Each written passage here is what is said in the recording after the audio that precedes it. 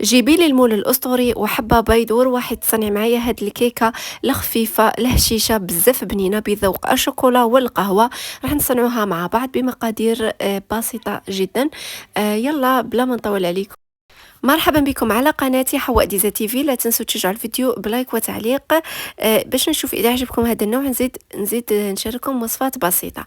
بسم الله. راح نحتاجوا حبه بيض بدرجه حراره الغرفه، وراح تزيدوا كيس فانيلا، كيس تاع لافاني، وراح تزيدوا نصف كاس سكر، لكن انا درت ربع كاس، ما نبغيش نكثر السكر باش ما تجينيش حلوه بزاف. تقدروا ديروا فقط يعني ربع ولا نصف، ما تكثروش بزاف.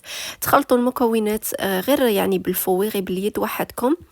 بعدها راح تزيدوا نصف كاس حليب يكون دافي قليلا، وربع كاس تاع زيت، وتخلطوا المكونات يعني بالفوي ولا بالشوكه. المهم خلطوا مليح وصاي. راح تزيدوا ديروا ربع كاس تاع قهوه، يعني قهوه عادي اللي تكونوا طيبتوها، ديروها تاني تكون شويه دافيه، وتخلطوا. هاد الكيكه تجي بزاف بنينه، يعني تجي فيها ذوق الشوكولا ذوق القهوه، يعني بنينه. راح تزيدوا مغرف كبيره تاع كاكاو بودر، وراح تزيدوا ايضا كاس تاع فرينه، ويعني الكاس ما يكونش معمر بزاف.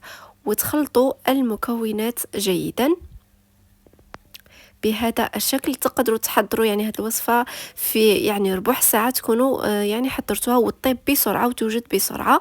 راح تزيدوا ايضا كيس فانيلا، عفوا كيس يعني هذه تاع خميره كيميائيه، كيس واحد تاع 10 غرام، وتزيدوا ملعقه كبيره تاع الخل، وتخلطوا المكونات كلها، تخلطيهم مع بعض جيدا.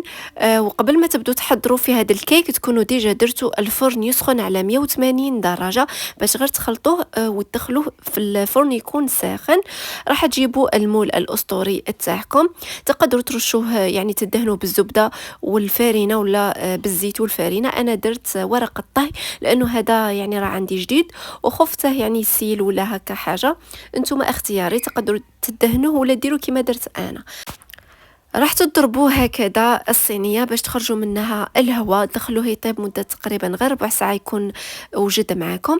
الكريمة ولا صوص الشوكولا، درت شوية كريمة كانت عندي مع شوية شوكولا عادي، راح ندوبهم مع بعض. ويعني ما كانش عندي بزاف شوكولا، زدت ملعقة تاع كاكاو بودر.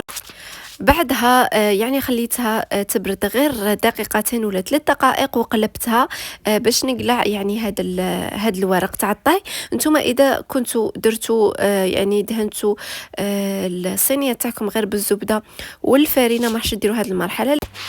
يعني بعد ما راح يطيب راح يعني ديروا لاصوص تاعكم مباشره. انا كي كون دايره ورق الطهي راح نقلب، يعني نقلب ونقلع ورق الطهي ونرجع هاد الكيكه في يعني في نفس هاد المول ولا في الصينيه تاعنا.